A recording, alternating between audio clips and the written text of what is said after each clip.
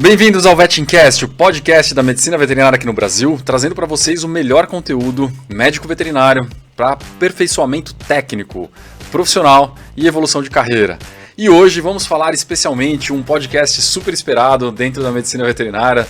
Eu, desde o início aqui do projeto, estou querendo trazer esse cara para falar aqui, que hoje a gente vai entender um pouco melhor sobre a dor dos animais, a dor dos nossos pacientes, né? Então, na medicina veterinária, isso é algo que está na superfície, a gente está falando muito sobre esse assunto. E lógico, não podia trazer nada mais, nada menos do que Marco De Bene, o meu especialista em dor da Nato Vet Center e também meu anestesista nas horas extras lá, quando ele está à toa na clínica, ele fica anestesiando para mim. Brincadeira, pessoal, o Marco De Bene é um querido, é um grande amigo, é um sócio e se especializou em dor há pouco tempo pelo Hospital Israelense Albert Einstein, numa das pós que eles têm lá para medicina humana. Então é um dos poucos veterinários que foi estudar a fundo a questão da dor nos nossos pets, né? Então você que é dono de pet, você que quer conhecer um pouco mais sobre o que é a dor e como a gente está tratando a dor de uma forma super atualizada, De Bene com a dor, aqui comigo hoje falando um pouco sobre a sua história e o conteúdo da dor nos nossos amigos cães e gatos. Marco, bem-vindo. Muito obrigado, Renato, pelo convite. Boa noite a todos, né?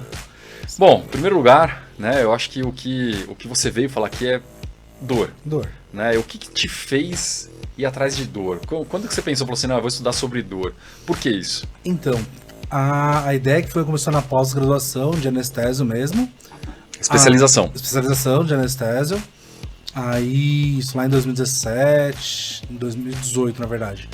E lá eu tive uma aula de dor específica, e aí eu falei, isso é legal, a gente não tem, é uma coisa muito mais profunda do que a gente tem na anestesia como um todo, e eu pensei, por que não estudar a dor, principalmente naquele paciente oncológico que não pode ser operado, naquele paciente que não tem tanto... Paciente paliativo. Paliativo em si, mas aquele paciente porque, por exemplo, o paciente oncológico, já entrando a fundo, ele às vezes é um paciente que não tem como operar, tem como sanar a dor no centro cirúrgico. Sim. Então, na hora que você estuda a dor em si, você consegue de uma forma não cirúrgica tratar aquele paciente. Acho que a dor oncológica é o que desperta, né? Acho que se a gente for pensar na clínica médica, a dor oncológica é uma das piores dores que tem em todos os pacientes, inclusive humanos quanto pets. Mas o que eu vejo hoje de preocupação na nossa rotina lá da Nato é que a maioria das pessoas hoje morre de medo da dor, né? O meu cliente, ele chega para mim, a primeira pergunta que ele faz é assim, ai doutor, ele tá sentindo dor? Então a ideia de trazer aqui é explicar assim, né? Trazer esse conteúdo não só para o veterinário, que vai ouvir a gente falando sobre o reconhecimento da dor, porque o nosso paciente não fala, né, Marco? Enfim. Não dá. E daqui a pouco a gente entra no quesito anestésico, no quesito cirurgia. Isso. Porque eu acho que isso que levou a gente estudar mais sobre a dor, e eu vou falar um pouco sobre como eu vi a dor antes e como eu vejo a dor agora. Mas também a gente tem que entender e explicar sobre a dor no paciente de rotina, né? Eu acho que a grande preocupação das pessoas é mas será que meu cachorro está com dor? É porque ele torceu a pata, será que ele está sentindo dor? Meu Deus, e as pessoas se desesperam. Assim, hoje eu vejo muito mais uma... É o motivo dele levar, na verdade. Nossa, ele tá com dor, tem que levar no médico. Tem que levar no médico, tá com dor. Exato, tá com dor. Eu acho que ele tá com dor. Então a gente ouve falar assim, porque o focinho tá quente, tá com dor. Porque ele tá com febre, tá com dor. Porque ele tá tremendo, ele tá com dor. Você entrou lá na USP, foi fazer o estudo com dor, você tá lá no laboratório de estudo da dor da USP, da medicina veterinária, junto com a Mayra, que também é uma pessoa que eu preciso trazer aqui e falar um pouco sobre a Mayra. Ela vai adorar, porque ela vai falar muito mais do que eu.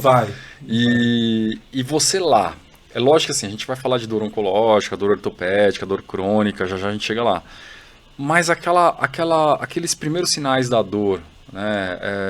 E esses dias eu ouvi uma coisa muito interessante de uma psicóloga do meu filho. Ela falou assim, eu tenho enxaqueca, eu sofro de enxaqueca. E quando eu percebo que ela vai começar, eu já começo a tomar ibuprofeno antes. Porque eu sei que ela vai começar. Será que a gente está caminhando para isso também? A ideia é que sim, mas não pela automedicação, digamos assim. Porque, por exemplo, quando a gente fala de dor, a gente tem que levar em consideração que a dor é o quinto sinal vital. Né? Então a gente tem lá batimento cardíaco, respiratório, temperatura, hidratação e ainda a dor. né? A dor é o quinto. A dor é o quinto. A gente tem que levar em consideração, porque só vai doer em quem tá vivo. Começa por aí. Sim, mas... Exatamente. Mas aí já não seria o quinto, seria o primeiro. Não necessariamente. Aí vem de cada um. O cardiologista vai falar que o batimento é o primeiro. É o primeiro. Eu vou falar que a dor é o primeiro. Não, mas se a gente for pensar assim, a dor ela começa muito antes de ter uma alteração cardíaca importante. Ou não? Depende de cada caso. O mais interessante que eu falo para todo mundo, principalmente para os estagiários, é que todo mundo doente tem dor. Um paciente renal, a medicina relata que o paciente com aumento de creatinina tem dor muscular. Aí a gente pega aquele paciente, aquele gatinho, doente renal, lá com sua creatinina alta, aí você vê no protocolo não tem nenhuma dipirona, mas tem dor muscular. Às vezes ele tá quieto, tá sem comer, tá moado.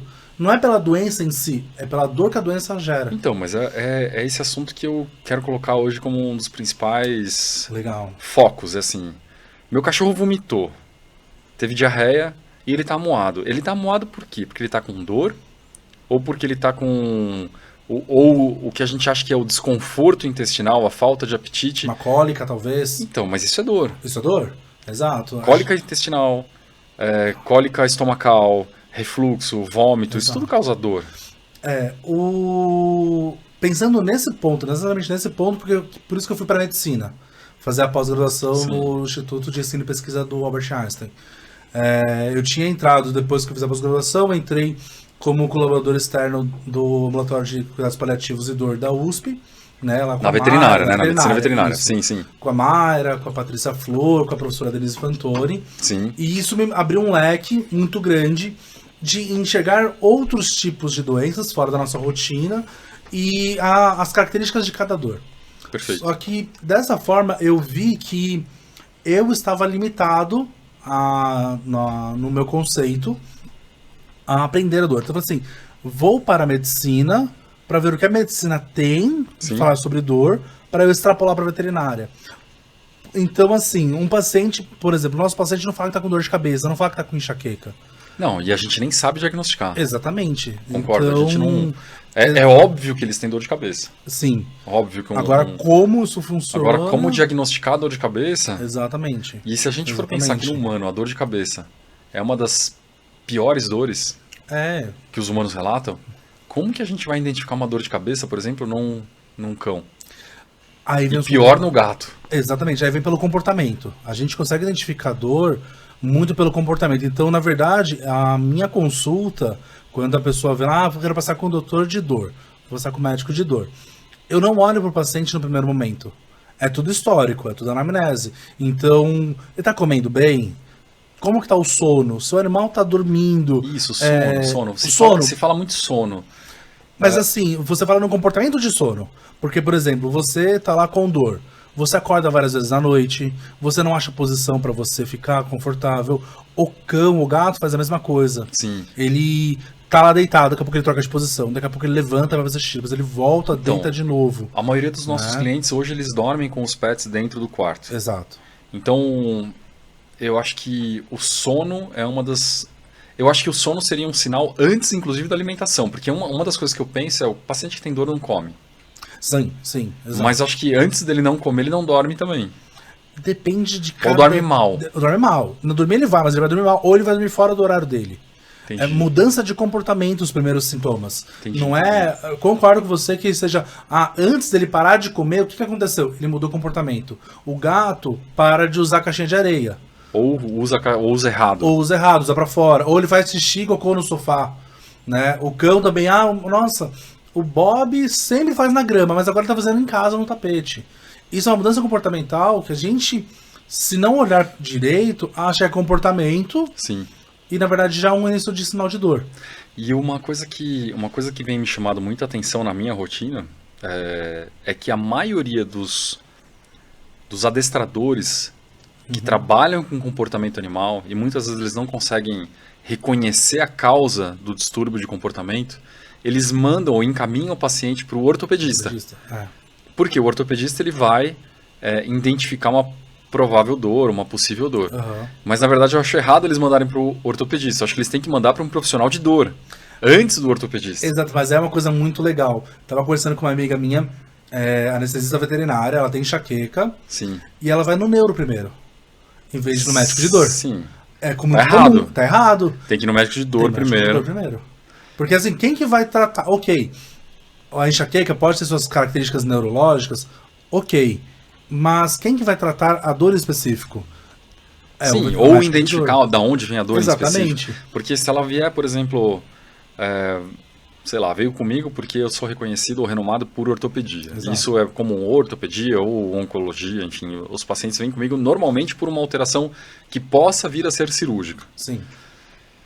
Mas muitas vezes eles chegam em mim e eu fico pensando em você. Eu falo, caramba, mas eu não sei diagnosticar essa dor direito. O Marco, acho que talvez seja a pessoa mais indicada. Por exemplo, um exemplo muito claro seria aquele Spitz que tá luxado o joelho. Sim. Não é cirúrgico, mas é uma coisa que causa dor. Dói. Dói. Lógico. E ele vai muda mancar, talvez o comportamento dele. Esfriou, choveu, ficou úmido, vai mancar mais. Viajou, né? Exato, passou por um estresse ali, ficou um pouco mais confinado. Vai doer mais e assim, vai pro ortopedista por quê? Não é cirúrgico. Não, às vezes a luxação de patela é cirúrgica. Mas aquele grau bem comecinho, assim, já dói, né? Sim, já. Mas o que é interessante, assim, normalmente eu tento não levar pro lado cirúrgico. Eu normalmente encaminho para as fisioterapias, né? Para reabilitação, para fortalecimento, mudança de manejo, principalmente pacientes jovens.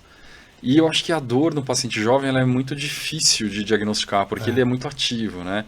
É diferente de um paciente velho. E o que eu vejo hoje, assim, a maioria das pessoas que têm dúvidas sobre dor, elas têm dúvida por causa do comportamento. Sim. Ah, meu cachorro agora não quer mais comer ração, agora ele quer fazer tal coisa, agora ele procura dormir em cima da cama. E eu mesmo que tenho meus cães em casa, eu fico lendo esse comportamento neles, né? E eu fico pensando, pô, será que é dor? Será que não é? E, de fato, assim, a gente vai tratar toda a dor?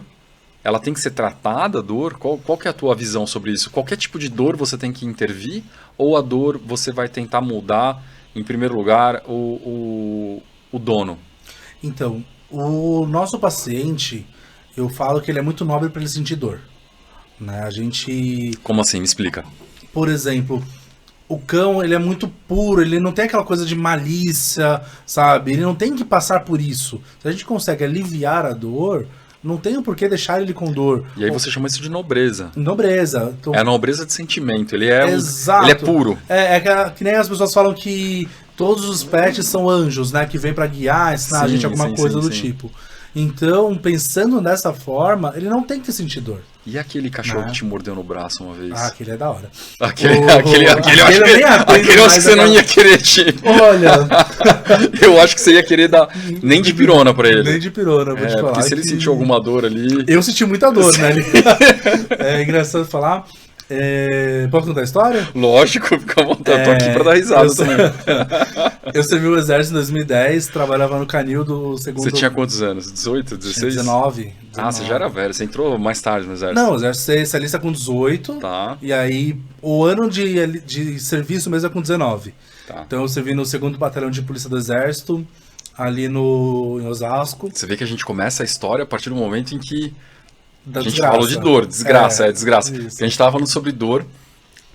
A maioria dos veterinários já foram mordidos em algum momento da vida, né? Eu mesmo já tive uma experiência de mordedura. Eu fui comportamentalista, não. Eu fiz adestramento pra guarda com a minha Doberman, meu primeiro cachorro. E o dia que você me conta mais, agora conta a história pra gente poder chegar no final. Vai lá. E aí no exército... me surgiu a oportunidade de servir no canil, lá tinha um canil. Sim. Acho que é o 2º maior canil do exército. Ele procria os cães para toda a tropa sul-sudeste do Brasil. Tá. Então era um canil matriz. Então a gente tinha em torno de 30 a 50 cães mais ou menos, rodava isso. Tá. E eu servia lá. Tanto que eu não queria fazer veterinária, eu queria ser carreira militar. Cheguei a prestar prova para sargento, mas não passei. E aí um certo dia tava lá fazendo manejo, a ordem do comandante era não entrar sozinho no box do animal. Claro, né? Lógico. Uma criança hoje é uma criança de 19 anos, né? Você não tem noção. Dentro de um canil com um pastor de Malinois. Então, tinha um soldado junto comigo. Saiu correndo, né? O Irineu. Não, ele sumiu, ele sumiu. Aí eu entrei, fiz o curativo no pastor belga Malinois, ele devia ter seus 47, 50 quilos, era um porte grande já. E os bichos são fortes. São né? fortes pra caramba. E a gente brinca que na hora do adestramento, você não tem que ensinar ele a morder, tem que ensinar ele a soltar. Eu aprendi isso também. O Malinois ele já sabe morder. Né? É natural dele. É um demônio em forma de cachorro. Aquele... Não, ele é um anjo. Você acabou de falar que era anjo. Então, o Malinois não é um anjo. Não, volta. Ele é um anjo em forma de Malinois. Exatamente. Não vem me falar que agora o Malinois é que é... O Malinois não, específico, sim, entendi. Vou lhe falar que é uma raça que você sabe, eu não atendo. Eu prefiro, se eu atender, eu atendo de focinheira. Não, eu fui no cutucar a ferida, porque a gente tem que entender a dor a partir da ferida. Exato. Eu acho que você foi estudador a partir daí. Isso, né? Eu tive uma experiência muito clara de dor e de comportamento. E de comportamento. Porque foi muito engraçado, porque na hora que ele se armou pra me morder, ele pelo das costas, pupila de lado. Eu vi tudo isso assim, em milésimos de segundo. Sim. Ele foi, me mordeu, eu consegui fazer uma manobra pra... Não, do jeito que você tá falando é muito calmo, assim. Eu consegui fazer uma manobra. Não, você tava gritando. Não, depois. Eu consegui fazer uma manobra que ele pegasse somente o meu braço. Entendi. Entendeu? Entendi. Porque a gente... Não, mas volta um pouco. Você tava lá, você fez o curativo nele. Fiz o curativo nele, mandei ele sentar. E fui pro fundo do box pra trocar a água dele. Trocar a água, limpar o que tinha que fazer. Sei. E nisso ele ficou entre eu e a porta. Ah, entendi. Você tava dentro do canil, mexendo na comida dele. E o exército, os boxes são grandes, era tipo 2x5, era box grande. Cara, não dá nem tempo pra correr. Não dá, e é alto, assim, com, sei lá, 4 metros de altura. E fecharam a porta. É porque senão o cachorro foge. Então tava fechadinho, eu tava lá dentro. Só que era pra outro soldado estar na porta, olhando, junto. Entendi. Só que ele sumiu, aquele soldado. Ele sumiu. Aí nisso, ele avançou em mim. Sim. Eu consegui desviar no primeiro bote e tentar segurar no pescoço para que ele não me acertasse. Nessa tentativa de segurar no pescoço, ele foi mais rápido, virou e pegou o braço por dentro. Não é muito Pegou difícil por aqui também, assim. né? Na época não devia ser. Não, eu era magrinho, mas nossa. Não dá. Era um Malinois. Malinois não dava. Nisso que ele mordeu assim, né? Eu vendo que eu estava sozinho, o primeiro pensamento foi assim: se eu soltar, ele vai morder em outro lugar. Sim. Então já pegou o braço e fiquei com o braço. Lógico. E enfiei o braço pra dentro da boca dele. E segurei ele segurando assim, braço mordendo aqui, segurando, e deixei ele morder. E ele ficava te olhando assim, tipo... Não, mastigando meu braço, eu fico mastigando, uma coisa maravilhosa assim. Só que acontece, como eu falei, a gente tinha em torno de 30 a 50 cães. Na hora que eu comecei a gritar por socorro, os outros 50 cães começaram a latir loucamente. Sim, pra te ajudar, né? Lógico, né? Tipo, na jugular, pega ele e tal. E nisso, foi ali uns 5 minutos de briga, foi bastante tempo, assim. Sim. E ele me arrastando tudo pelo box e eu não soltando. Eu vi a cena do tubarão agora. Foi isso. Só que assim, e cada vez que ele abria a boca, eu empurrava mais ainda o braço pra dentro da boca dele. Entendi. E enforcando ele, na tentativa de não soltá-lo. No momento que eu vi que ele cansou de me morder... Porque ele deve ter sentido dor também, né? Enforcando ele, sim, né? Apesar coitado, que esse anjo de cão, cachorro. na época eu tinha 76 quilos, né? E ele devia ter uns Ele tinha 50, então meu enforcamento não tô fazendo de nada pra ele. Mas ele cansou de brincar ali, eu falei, tá bom, eu levantei, ajoelhei, eu levantei, fui até a porta, empurrei ele, na hora que eu fechei a porta, ele voltou de novo. Eu falei, eu sabia que ele ia voltar se ele me soltasse. Então, foi certo. Só que nesse momento que eu saí, apareceu o bendito soldado. Entendi. Que tava ali olhando e tava lá foto. Longe. Entendi. Pô, DB, você não manda os cachorros ficar quieto. Eu falei, cara, você não ouviu eu gritar. E assim, jorrando sangue e tudo. E ainda tava falando de dor agora. Sim. Porque a dor do furo dos caninos não era tão grande como a dor da pressão da mordida. Meu braço ficou com um roxo enorme assim em volta. Sim. Foram 16 perfurações no braço como todo. Demorou acho que 3 meses pra sarar. Caramba. Foi feio, bem feio assim, tomando antibiótico tudo. E eu lembro que quando a gente foi pra enfermaria do batalhão, eu só pedi assim, tira a dor do meu braço. Era isso. Não tava nem aí se tava sangrando, se tava aberto. Você quase perdeu o braço, então. Ah, se fosse um Rottweiler, talvez teria quebrado. Né? E quebra o rádio mesmo. O Rottweiler quebra o rádio. A conformação do focinho dele tem uma pressão maior, né? Sim. Então, mas... Então, isso, e aí, assim. a partir desse momento, com esse essa bênção, né? Não posso falar de acidente porque o cachorro é um anjo. E ele é um anjo. Ele é um anjo. A partir dessa bênção, essa divindade que apareceu na sua vida, você resolveu fazer veterinária. Não, na verdade... Tá, mentira. Não foi daí, não foi daí.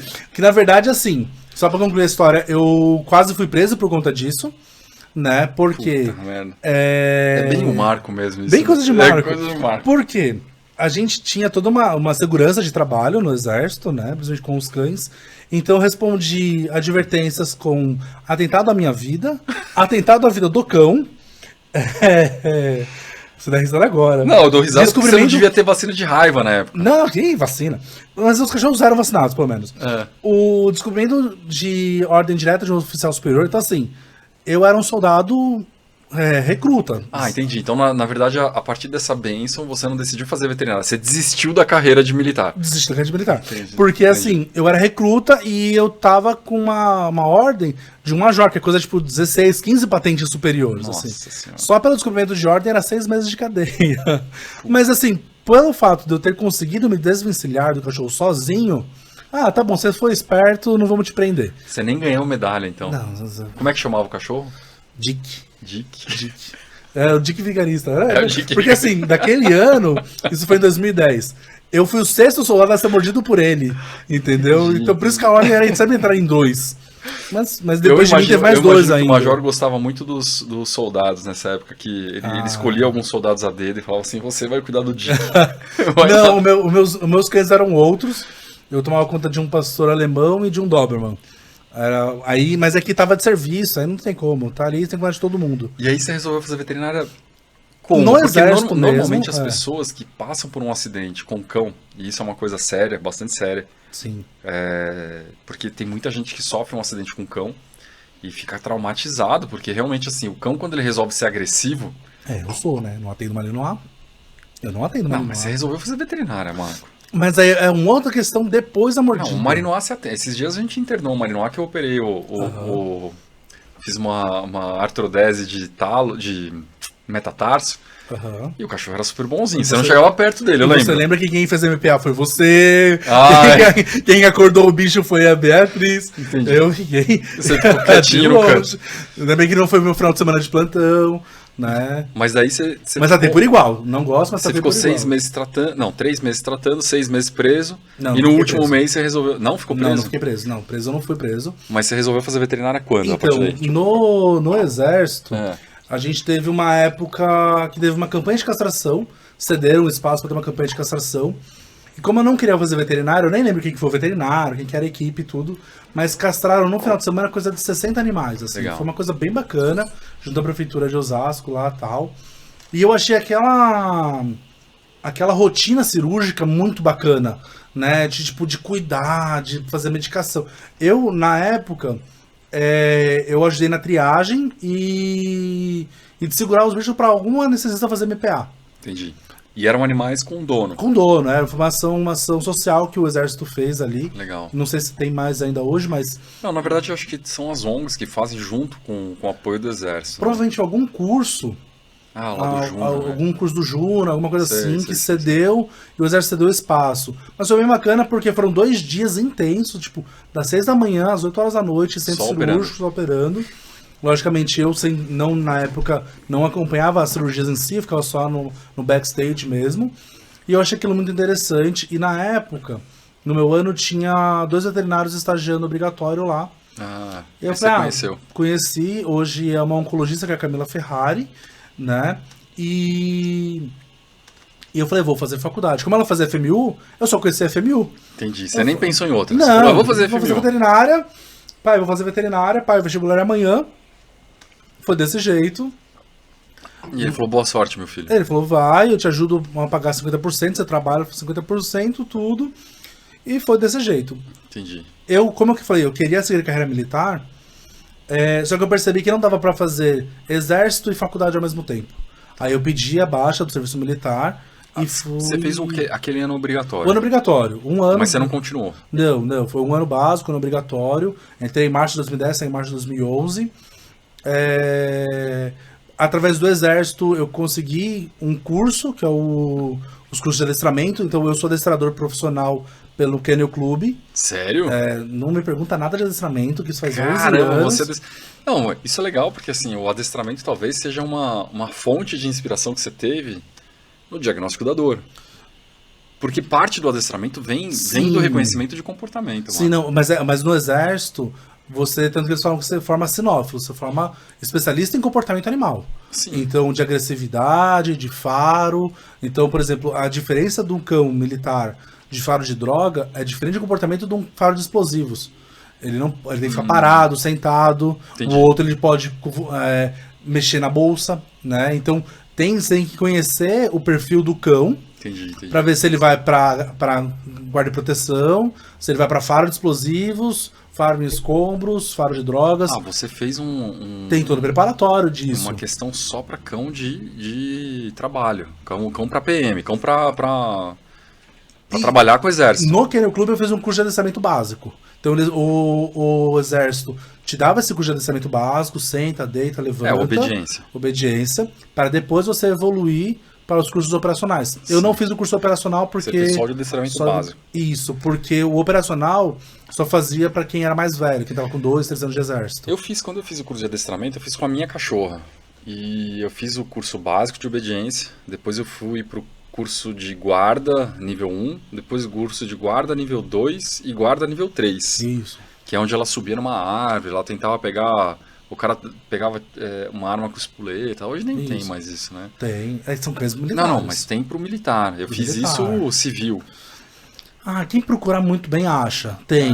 Mas hoje em dia o adestramento está muito voltado para a questão comportamental. Mas é que, por exemplo, você fez isso nos anos 90, por exemplo. Anos 90. Anos 90, você não vê mais Doberman hoje? Você não vê mais. Pena, né? Porque é um cachorro fantástico, energia. Então, o animal grande que você vê hoje é o Golden. Você quase não vê pastor alemão, né? E tem Golden bravo, hein? Tem Golden bravo. Vocês veio essa semana também pra fazer exame. Me atacava. Então, hoje em dia mudou um pouco a moda da raça. Sim. Né? Não, e até o objetivo, né? O cão antigamente tinha como objetivo ser um guarda. Porque morava em casa. Hoje ele era uma arma, né? Eu, quando fiz o curso, o cão era uma arma. Hoje em dia, não. Hoje é cão de companhia. Por isso que eu acho que a questão da dor evoluiu tanto, né? Por isso que eu acho que a preocupação em ter a dor. Sim. Porque antigamente o animal... meu pai fala isso. Filho, a gente cuidava ali, dava uma comida, tal, uma ração, mas amanhecia com ele morto na casinha. Não, hoje meu cliente chega né? pra mim e fala assim, seu cachorro tá com uma provável hérnia de disco. É uma compressão em raiz nervosa. A primeira pergunta é, doutor, mas ele tem dor? Ele tá sofrendo? Né? Acho que e aí existe uma relação muito íntima entre a dor e o sofrimento. Sim. Né? E eu acho que para o ser humano, em relação ao sofrimento, a dor é um dos primeiros passos do sofrimento. Não que hoje na questão, vamos pensar que eu acho que o cão vai evoluir para isso, tá? Eu não acho que a gente vai ficar muito parado na dor física só, não. Existe a dor emocional. Tem. Esses dias eu estava numa consulta, conversando com uma cliente, não era nem uma consulta. Estava conversando com uma cliente e ela tinha um Golden. Cara, e eu conversando com ela, e o Golden parou entre nós dois, assim, de frente pra ela e ficava... Tipo, puto da vida que ela não ia embora, que ela tava ali parada conversando e ele queria ir embora. Eu falei, esse cachorro tá sofrendo porque a dona dele tá conversando com alguém, ele quer não atenção pra ele. Não tá dando atenção pra ele. Mas isso é estudado. Então, por exemplo, na medicina, a gente fala que são 5 pilares de dor. A gente tem a dor fisiológica, né, que é a dor física mesmo. Sim. A gente tem a dor emocional, então um termo de relacionamento, uma coisa do tipo. Sim. A gente tem a dor social, que hoje em dia é uma coisa que está se falando muito, que é de racismo, preconceitos e tudo, que não se encaixa na sociedade. Etc, sim. Exato. Você tem a dor espiritual, né? E você tem a dor econômica. É muito engraçado que a dor econômica só vem no final do mês, né? A dor econômica é a dor do boleto. A dor do boleto, entendeu? Então, quando uma pessoa ela passa por isso tudo, existe um termo chamado dor total. Ela tem dor em todas as suas esferas sociais, as esferas de vida. O que você diz de dor espiritual? O que seria dor espiritual? A dor espiritual é aquela pessoa que, assim, fica em dúvida do que ela tá aqui. Deus, por que você Da tá fazendo crença comigo? dela. Ela perde a sua esperança. Ela começa a falar assim, o que eu tô fazendo aqui? O que eu tô fazendo na minha vida? Entendi. Por que tá acontecendo isso comigo? E ela põe em xeque Os porquês. esses conceitos, né? De rumo e tudo mais. No pet não tem tantos, mas no pet ele tem a dor física, Sim. né? Ele tem a dor emocional. Então, o pet, quando você chega em casa, ele vem te receber, Sim. né? Tem vídeo muito engraçado de um coelho vindo receber um tutor na porta. Muito legal, porque a gente fala só de cão e gato, mas os todo pets animal- não convencionais têm isso Todo também. animal tem dor. Todo ser vivo tem. Planta Sim. tem dor, né? Isso eu acredito muito, né? Planta tem dor. Tem uns trabalhos muito legais, que já vou comentar sobre isso. Mas... Então a gente tem essa dor emocional do pet, Sim. né? E a gente tem a dor social. É o pet que não brinca, tem 2 animais na casa, eles não se interagem mais, um fica querendo brincar, o outro não tá. Então quando ele tá doente, ele tá ali deitado, não brinca de bolinha, não te Isso recebe. é mais óbvio em gato, né? A gente vê muito essa rotina, porque eu tentei colocar um gato a mais dentro de casa e o meu gato ficou bravo, tá puto da vida com o outro. A gente fala muito de dor emocional. Nesse Uma caso, forma dor mais social, simples, assim, né? isso. Social, uma forma mais simplista. Isso. Nos felinos, porque eles são mais expressivos nesse ponto. O cachorro, por mais que ele tenha ali uma adaptação, ele é mais adaptável, parece. Parece, mas se você pegar um filhote, um idoso, o filhote vai ficar enchendo o saco do idoso, aí ele vai, né, também não gostar Vai matar o idoso. não vai gostar tanto também o idoso. Então, assim, a gente tem essas 3 esferas. E aí, com um paciente doente, né, ele tá em dor total, porque ele não brinca, ele não te recebe na porta, Entendi. tá com a dor física. Então, esse é o conceito de dor total, um pouco mais simples. A gente não consegue ainda avaliar a dor espiritual de um cão, né? O Papa falou que os animais têm alma, têm espírito, Sim, né? sim. Eu Mas acredito que tenha mesmo. deve ter, todo ser vivo tem que ter Sim, alguma coisa porque é do tipo, energia, né? É o que você falou, se as plantas já têm trabalho, que as plantas sentem, Sentem. e eu acho que sentem mesmo, porque eu trabalho com plantas há muitos anos, e parte da minha experiência com plantas é entender o comportamento delas em relação às plantas vizinhas e ao modo como a gente interage com elas. E as pessoas, elas entendem de uma forma errada a questão das plantas, porque tem gente que fala assim, nossa, mas você podou uma planta, ela sofreu. Não, muitas vezes a poda é um estímulo. Sim. Às vezes um sofrimento é a ausência de um cuidado. Então, mas isso é um assunto para... Mas é aquele só pra assim, é aquele jargão, ninguém cresce no conforto.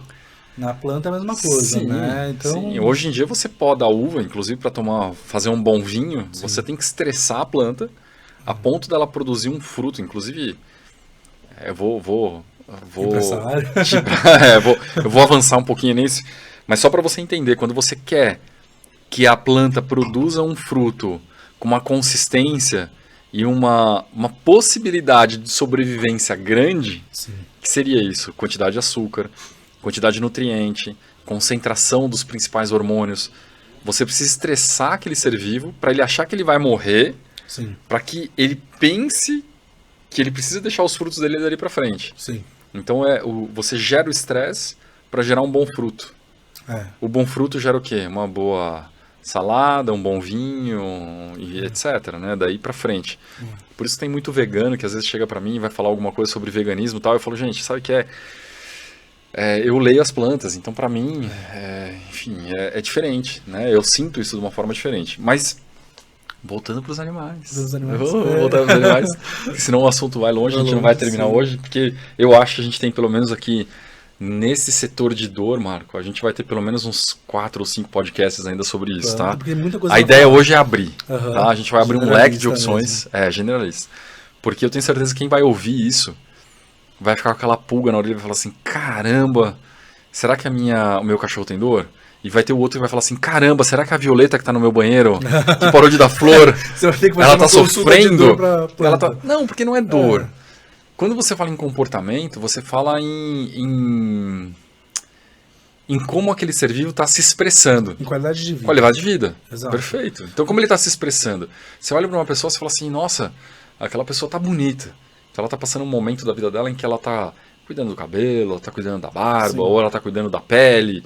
Ela tá bonita, porque ela tá num momento feliz, num momento com talvez menos dor. Sim. E é o que você falou, são 5 pilares. São. E às vezes isso, para a pessoa, também influencia no pet dela.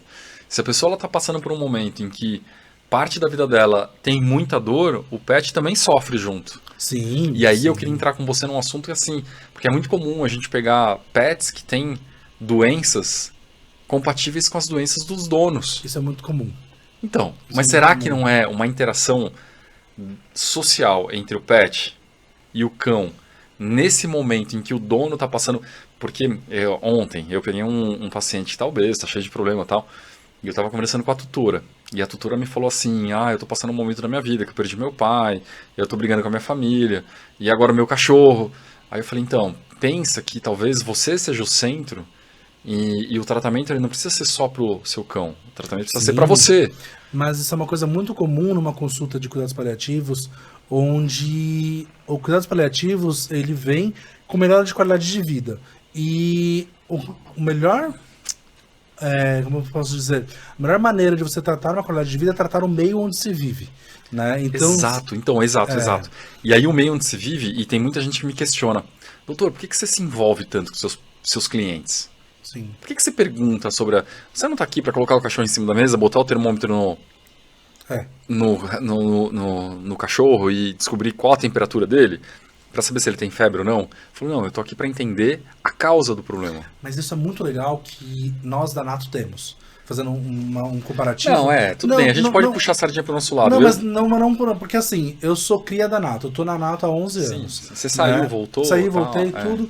Mas assim, uma coisa que a gente tem, que é muito legal, nossa metodologia de atendimento, é exatamente isso. Porque a gente sabe que o Lulu tem mais um gato, um periquito, a filha dela tá fazendo faculdade tal, fazendo tal coisa, a casa é desse jeito. Porque a gente consegue acompanhar o paciente no histórico dele e saber. Então, por exemplo, a gente tem clientes muito antigos, nós, que a gente viu crescer, que a gente sabe que aquele comportamento do animal não tá certo. Não tá certo por causa do dono, que tá num momento difícil da vida dele. Exatamente. Então, a gente, como médico, consegue olhar de uma visão mais ampla.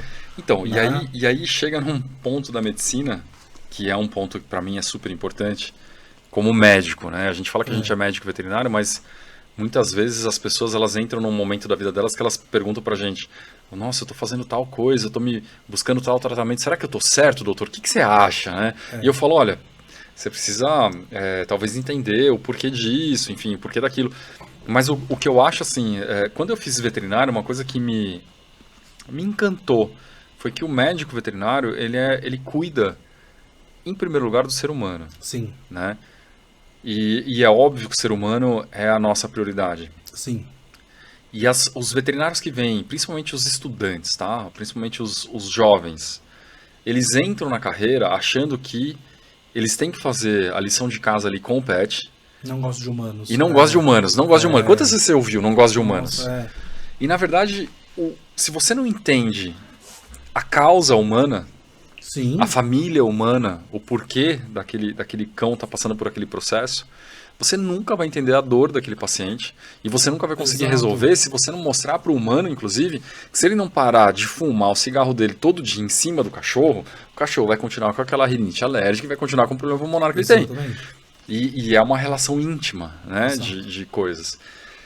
E quando a gente fala de dor, Marco, para mim, e é o que eu te falei, são vários podcasts que a gente vai ter que falar, eu acho que inclusive uma linhagem que a gente vai ter que tirar do Vetincast, um veio que a gente vai ter que trazer, assim como eu vou ter o veio da ortopedia, eu acho que a gente vai ter que ter o veio da dor. Sim. E eu acho que junto com a dor, a gente vai trazer outras virtudes para o Vetincast, que são para aquelas pessoas que estão interessadas em trazer uma melhor qualidade de vida para o cão, não só levando ele na praça enquanto a pessoa está olhando o celular ali, e vendo ali o Instagram dela, ou tirando uma foto postando no Instagram, mas ela não está dando a mínima bola pro cachorro também enquanto ela está lá. Porque essa interação social com o cão é super importante, porque a dor emocional pode acontecer, e o cachorro muitas vezes ele acaba até se machucando por isso. Né? Começa com as lambedoras compulsivas, porque tá ali, mas não tá, né? Então começa presente. Com compulsiva, começa a arrancar pelo, tudo comportamento, por estresse, né? Isso acontece, né? Mas quando a gente fala assim de comportamentos de dor e tudo mais, quando a gente fala de sofrimento, a gente tem a dor, obviamente, mas a gente tem o principal fato do comportamento do animal, Sim. né? Então, se ele está interagindo, se ele não está interagindo, se ele está carente ou não. A gente tem o fato do paciente estar comendo ou não, se ele está dormindo bem ou não. Tudo isso que a gente comentou até agora. Se a gente for falar de sono, né? Uma das coisas que eu fui entender um pouco melhor sobre questão de ansiedade, bem-estar, o sono ele é fundamental. Fundamental, sim. Se você não dorme bem, você não vive bem. E meu pai me falava isso há muito tempo atrás, de uma forma um pouco mais rústica. Ele falava pra mim assim, eu vou investir não nas minhas férias. Eu falei, como assim, pai? Vai viajar com esse dinheiro aí, você vai ver. Não. Bom. Eu vou comprar um colchão bom. Eu quero comprar o melhor colchão que eu puder pagar. Eu falei, por quê? Porra, eu vou passar 1/3 da minha vida nesse colchão. Cara, 1/3 da vida é muita coisa. É muita coisa. É muita coisa. Mas isso é que nem aquela soneca pós-almoço. Você acorda revigorado, pronto pra outro. Mas assim. hoje, isso. Tem gente que fala pra mim assim, cara, vocês viram que o Ortobon lançou o colchão pra cachorro?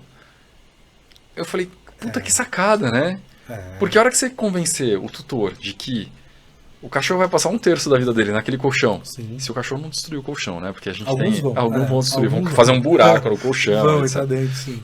E aí o cachorro vai passar 1/3 da vida dele no colchão. É óbvio que os caras vão gastar lá R$1.000 num colchão pra cão. Claro. Porque uma cama de cachorro na Ecobase, das mais simples, custa 400 pau. Sim.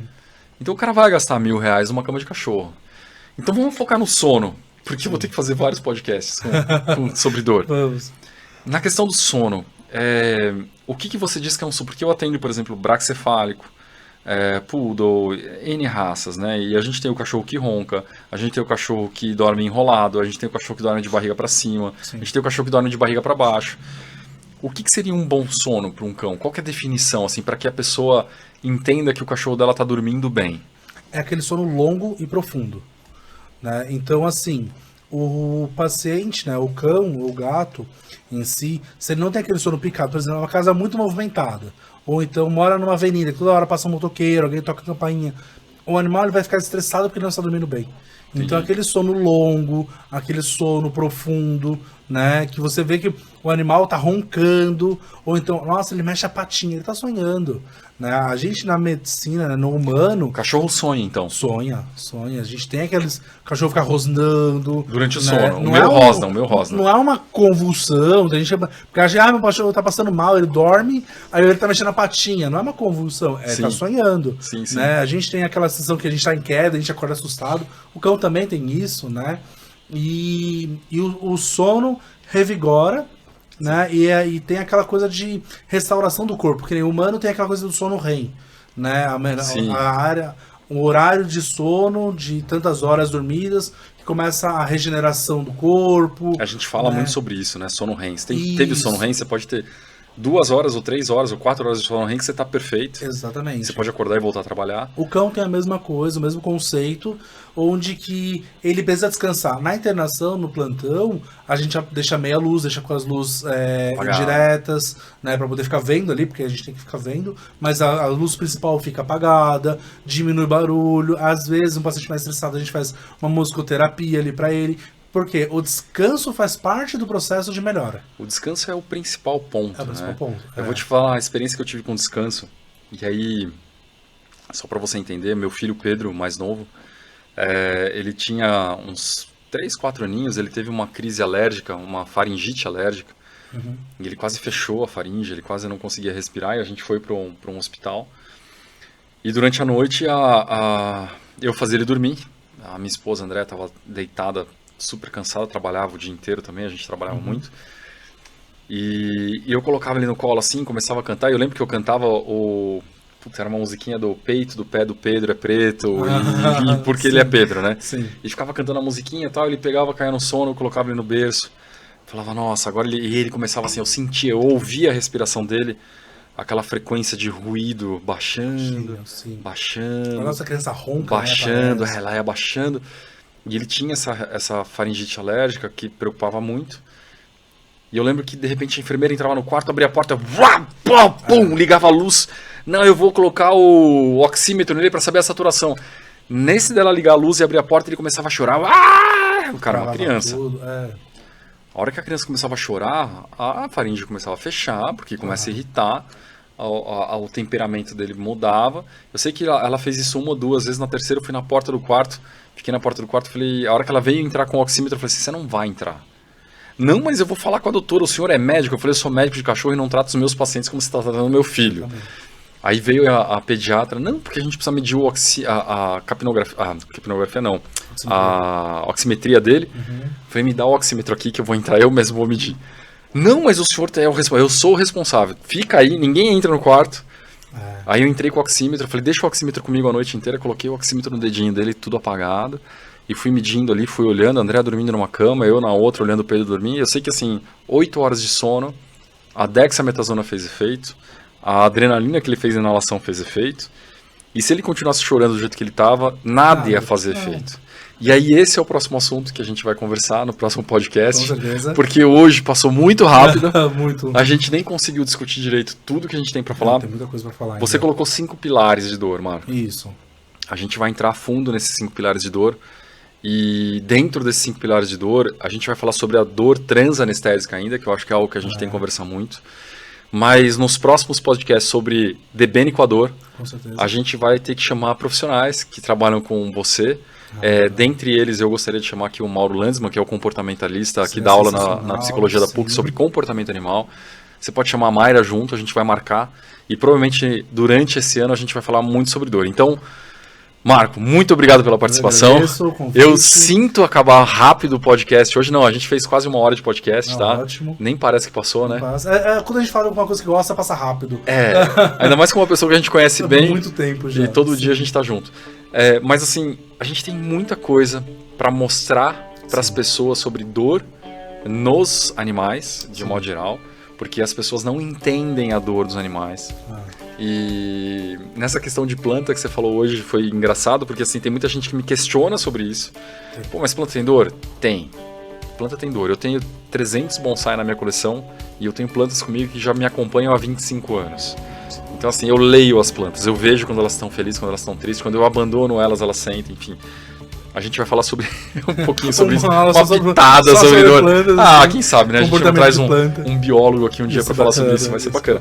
Mas assim, a gente tem pelo menos 5 podcasts em que você tem que vir aqui falar sobre dor, comportamento canino, e se der certo a gente traz profissionais que trabalham com isso também, para a gente poder evoluir esse assunto, porque muita gente que não é veterinário está ouvindo as nossas conversas aqui e está entendendo cada vez mais, porque o grande objetivo nosso é, como eu falei, formação técnica profissional, evolução de carreira, mas se a gente não reconhece algo que é o único nos pets, que é o comportamento deles em relação aos próprios donos, e os donos não sabem fazer essa leitura, nós veterinários não conseguimos atingir o nosso resultado na nossa rotina. E o tutor ele tem que saber enxergar para saber passar pra gente, porque senão a gente nunca vai saber tratar. Se o tutor não souber ler, a gente não consegue entender.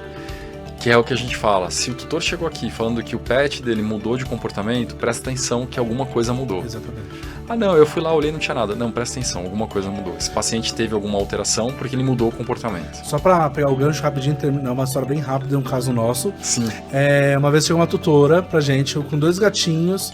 Aí ela falou assim, o que tá acontecendo? Então, eles não se dão e ela tá deixando ele dormir com ele. Mudou tá estranho, mudou o comportamento. Mas eles se batem, não ficam no mesmo ambiente e tal. A gente revirou a gata, fez exame de sangue, exame de imagem. No exame de imagem viu que ela tava com uma cistite. Então assim, a mudança de comportamento fez entrar no tratamento precoce, tratar mais rápido. E depois que tratou, ela voltou a bater. Voltou a ficar batendo outro. Foi dessa forma. Voltou ao comportamento normal. Exatamente. Dela. Bom, Marco, muito obrigado pela participação. Eu que agradeço. É o que eu te falei, é um projeto. Dor é algo que a gente tem que discutir a fundo, com certeza, porque isso envolve todas as áreas aqui que a gente vai discutir, todos os podcasts que eu fiz até hoje tem algo relacionado à dor. Sempre. Né? Então, muito obrigado pela participação. Com certeza a gente vai ter pelo menos até o final do ano os 5 que eu estou prometendo. Então a gente tem que fazer os 5 e que você volte aí amparado dos seus amigos, colegas, vamos chamar a galera assim, com certeza, para poder explicar um pouco mais para as pessoas o que é a dor no nosso meio e como que ela vai evoluir, como ela vai ser tratada, para a gente entender o nosso mercado futuro como médico veterinário e a nossa função junto com os tutores para poder melhorar a qualidade de vida da família, né? Que eu acho que esse é o grande objetivo nosso. E o pet faz parte da família hoje. Não, faz parte, não. Ele é a família. A família exatamente. Junto. Pessoal, muito obrigado por vocês terem ouvido a nossa conversa.